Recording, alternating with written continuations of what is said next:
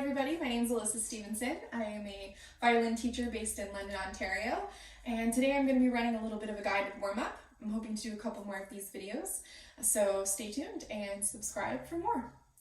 So today we're going to be doing a warm-up in the key of D major, and this is a warm-up for beginners, intermediates, and advanced. And each of these little warm-ups is going to have 3 sections. We're going to stretch, we're going to do our scale, and we're going to do a little bit of a bowing pattern in the scale.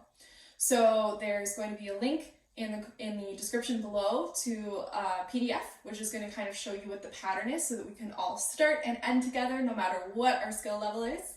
And we're going to also have that bowing pattern in there. And there's also going to be a link in the description to my Learning How to Tune Together video. So before we even get started today, pause the video, make sure your violin is in tune, and then hit play and let's get going. So we're going to start off with some stretching, and I think it's really important to get our bodies moving and warmed up. So what we're going to do is we're going to stretch our arms, and we're going to stretch our back a little bit, and we're going to stretch our legs. So today what we're going to do is we're going to start off with reaching our hands up over our head, and we're going to reach our right hand down towards our back. If you can, get your hand in the center of your back, great. If not, higher up is okay.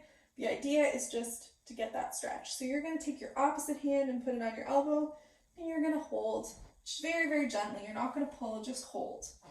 We're going to hold it for about 10 seconds, and that's going to help us get a nice stretch. You're going to feel it a little bit through here. And we're going to switch in 3, 2, and 1. So let it loose, and maybe give yourself a little shake. And bring up your other hand. So left hand is going to go over, your hand is going to come to the center between your shoulder blades, and your opposite hand is going to come across just to gently hold your elbow. And while you do this, make sure that you're breathing. You're breathing in lots of good air, and you're breathing in out all of the tension and all of the stress.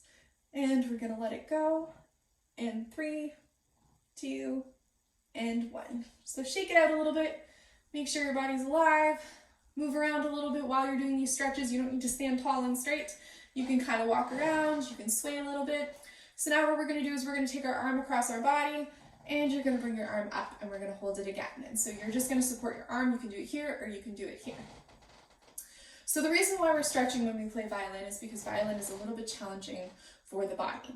And so in 3, 2, 1, we're going to relax. In 3, 2, let it go, and bring it across. And so because the violin is a bit challenging for the body, it's really easy to get injured. So we want to make sure that our muscles are awake and that they're alive and the blood is flowing before we start playing so that we don't actually injure ourselves. Now, there's a lot of professionals out there who stretch all the time, and I think it's a really important part of your practice. So it doesn't matter how good you are, it doesn't matter where you're starting or how long you've been playing, it's always a really good idea just to get your body moving and to get your muscles awake and everything working nicely before you start to do something as challenging as play the violin. And we're going to let it go once again. And it's really hard on our forearms, which is not really always something that we use our body for. So we're going to stretch those out a little bit as well, and our wrists. So you're going to reach your hand out in front of you, it doesn't matter which hand, right or left, but you're going to let your wrist flop down, and your opposite hand is going to come across, and you're very gently going to support your wrist until you feel a stretch up here. If it starts to hurt and you feel too much, let it go. Just relax it a little bit.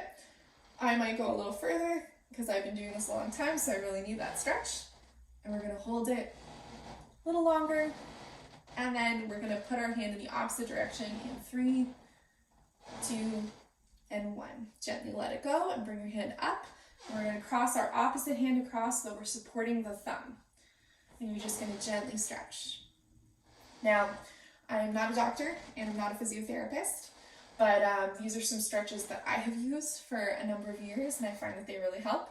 But make sure that you don't do anything that hurts yourself, and make sure that you're doing these stretches as well as you can.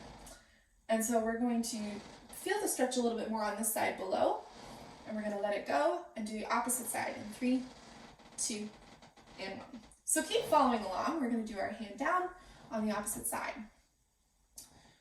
So Once we get to the other portions of this video, we're going to be not just warming up our body, but we're going to be warming up our mind. And I think that's a really important part of violin warm-ups, is not just to get your body warm, but to get your mind in the right headspace to be able to practice effectively. It's a pretty hard thing. It's a pretty cool thing that we're all doing here. So you want to make sure that your mind is turned on and that you're able to connect to your body so you can tell your bow hand and tell your left hand exactly what it is that you want it to do, so you can get the maximum amount out of your practice sessions. And so we're going to hold this one just a little longer, and then we're going to let it go, and we're going to bend over to stretch our back. So we're going to try to touch our toes. You can bend your knees generously, don't hurt yourselves, and kind of just let your head hang. So shake it out and come over. So this one stretches your back, and it stretches the back of your legs, which is good because if you practice while you're standing, it's important to do that, to make sure that you stretch your legs as well. I often too will stretch my legs in the middle of my practice session and very carefully and very gently roll up. Don't come up too fast so you don't get dizzy. And lastly, we can just finish stretching the tops of our legs. You probably felt that last one in your calves. So what we're going to do is you're going to gently hold on to something, or you can use your amazing balance if you have it. I do not. So you're going to bring your leg up and you're just going to stretch. And you're going to feel this one on the front of your leg. So as you're finishing this up, after this, we're going to grab our instruments and we're going to go right into a scale. So you need a metronome for this, or you can listen to mine. I will have it turned up as loud as possible. And we're going to set our metronomes, and we're going to switch. We're going to set our metronomes to 60, and we're going to practice with our playing whole notes. So we're going to play those whole notes so that we can really listen to sound. And we're going to listen for pitch. And if you're in my studio, you will have heard me talk a lot about spacing in the fingers. And that means the shape of your hand when you're playing. So each key has a different hand shape.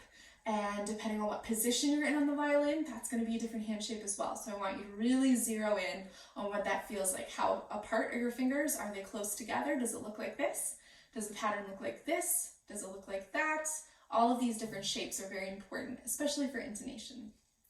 So go ahead, grab your violins, and join me back here in a second. So on that video that you have, we have our scales, and so we're just going to run through the pattern that's on the page. You'll notice that there's a little bit of a wave at the beginning of the scale as we jump up and then come back down. That pattern is in there so that as you learn, or you do slurring patterns, where you play more than one note per bow, you're going to be able to do your scale and speed it up gradually or change the patterns without actually having to change the scale or ending up on wrong notes. So I'm going to play along with the beginners today. Intermediate students, you're going to follow what's on the sheet.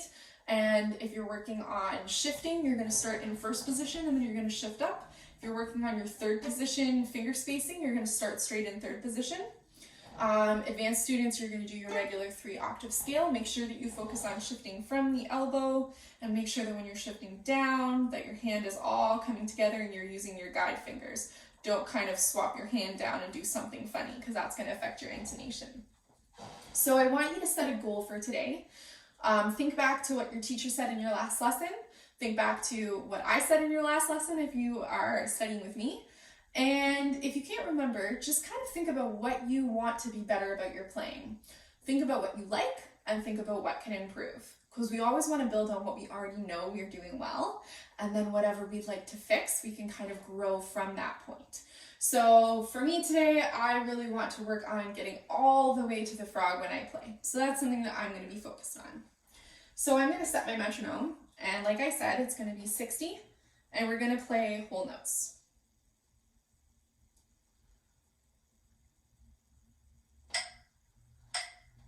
So that's as loud as it'll go. And just follow the pattern so that we all end together. 2, 3, 4. 2,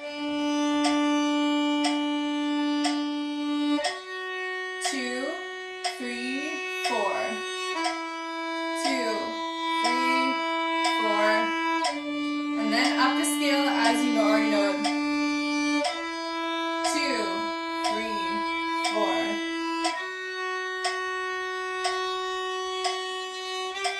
Really listen for sound.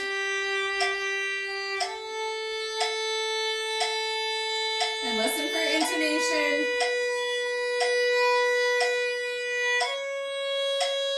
And for intermediates and advanced, you might be shifting. Beginners back down. Advanced are shifting here. Keep going.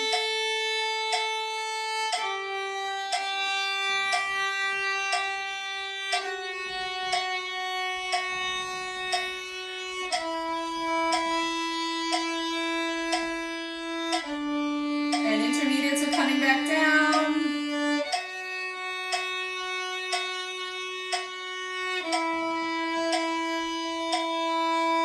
Beginners are going to go back up the scale this time. But we're not going to go all the way. We're going to go to an A and a couple of notes. If you're ready, try a fourth finger. If you aren't, open string's fine. And back down.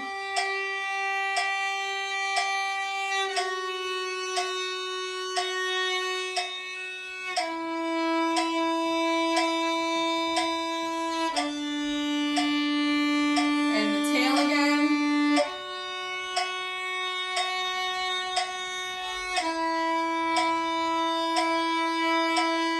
And intermediates are at the bottom, and we're going to go back up.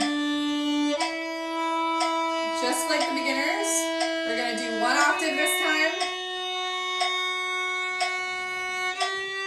And this is going to give our advanced time to come back down.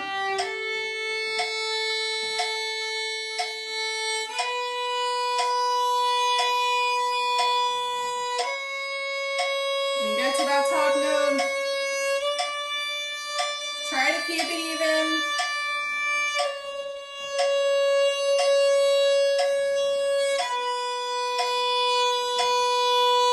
Nice and easy. And as you come down, try to think of where you might be holding tension in your body. Is it in your shoulders? Did you remember to breathe? And then we're going to do the tail one last time. Back up to F sharp. Back down. And a long, beautiful last note. Don't cut it off. 3 and 4 and. Here you go. Excellent job, everybody. So welcome back, everybody. We're going to be doing our last little section of our warm-up. And so we are going to be working on bowing techniques. And so the bowing technique we're going to look at today is going to be getting back to the frog. Just like I mentioned earlier, it was my focus today, but I wanted to always get back up to the frog and make sure that I was using all of my bow and my scale. So I want to still wake up my right hand and bring a little bit of that into my practice. So on the worksheet that accompanies this, there's 3 different levels that you can do for this bowing exercise: beginner, intermediate, and advanced. And I would encourage everybody who are in higher levels to also look at the lower levels and practice them, because that foundation is really going to support you.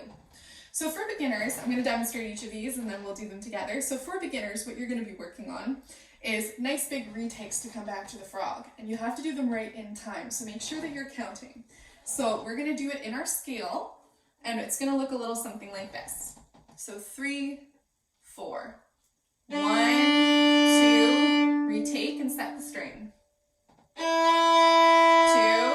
3, and 4, and. 2, 3, and 4, and. And so you always want to make sure that you start the note from the string so that we're not coming down from above. The same thing is true for the intermediates, but there's a little bit of an added up bow pickup. So you're also going to be working on a retake, but you're going to place it not at the frog, a little bit ahead of the frog, so that you have room to do a little bit of a pickup note. So that'll look a little something like this. We're still going to start with the half note, 3, 4. 1, 2, 3, and 4. 2, 3, and 4. 2, 3, and 4. And you're going to keep going like that. For both of you, beginners and intermediates, I want you to work each time to try and use more of your bow and get back faster. So So 1 and 2 and 3 and place, bum, bum, or just that pickup or retake, excuse me, to the down bow. So advanced students, you're doing something similar. So you're getting back to the frog, but how we get back to the frog is a little bit different. To challenge you guys, I've added a little bit of up bow staccato. We're doing it really slowly today. So what you're working on is your bow distribution. You don't want to use too much bow and run out. You want to make sure also that you don't get stuck at the tip. So as we go through this scale, I want you to think about how you get back to the frog and how you're measuring the amount of bow that you're using. And it's a little pattern where we're scaling up and then coming through some eighth notes. And it'll look a little something like this. 3 and 4 and 1, 2. 2 and.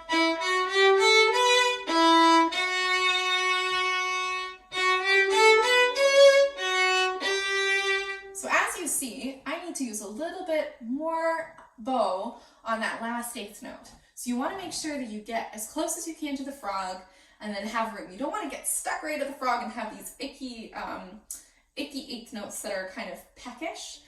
So that means that you need to be doing it a little closer to the balance point, and then you give a little bit more bow on that last pickup, which actually musically will propel us to the next bar, which is something that we are looking for. So I'm going to set the metronome again, and we're just going to go through this together. And I'm going to play a little bit of each part, and hopefully I don't get confused. And I'm going to start with just the advanced students to get us going. 1, 2, 3, 4.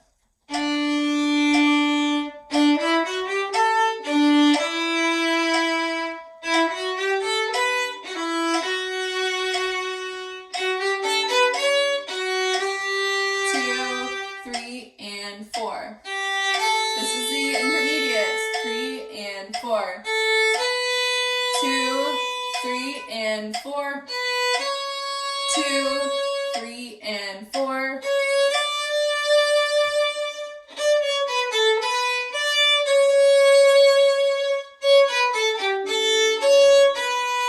Good. 3 and 4. To the intermediates.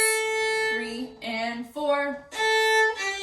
And beginners, I haven't forgotten you. Come back and 2, ready and place, and 2, ready and last note. Don't let go. 2, 3, 4. Excellent, everybody. Well done. So I hope this warm-up has helped you a little bit. You should be ready and raring to go now. So go ahead and work on your pieces. And this warm-up can be done in any key, so maybe you're working on a piece that's not in D major. So feel free to do this exercise in a different key if you can transpose it. And if you're a young one and you're still only know a couple of keys, wait for another day and we'll work on another scale. Thanks so much and happy practicing.